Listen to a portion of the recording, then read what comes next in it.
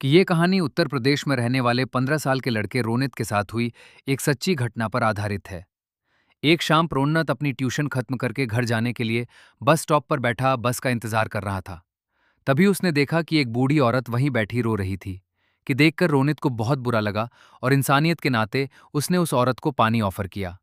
उस औरत ने अचानक ही रोना बंद कर दिया और उसने रोनित की तरफ बहुत ही डरावने तरीके से देखा और उससे पूछने लगी, क्या तुम्हें पता है मेरा पति कहाँ है? पता है तो मुझे अभी बता दो, वरना तुम्हारे साथ अच्छा नहीं होगा।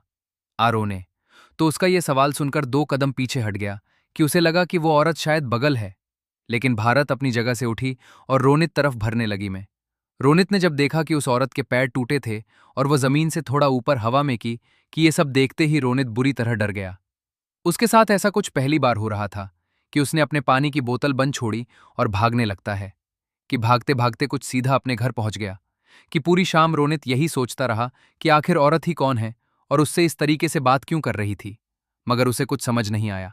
उसी रात करीब 2 बजे रोनित की नींद अचानक ही किसी के रोने की आवाज से खुल गई थी। कि वो जैसे ही रूठ के बैठा उसके होश उड़ गए हैं। वहीं बस स्टॉप पर ही औरत रोनित के बिस्तर पर बैठी रो रही थी।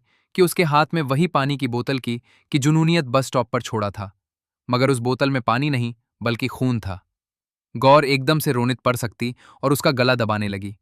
उसका चेहरा इतना डरावना था कि जैसे वो रोने को वही खा जाएगी। मैं भोपाल बार यही कहती रही कि रोनित में उसके पति को मारा है। रोनित डर के मारे जोर जोर से चिल्लाने लगा, दो।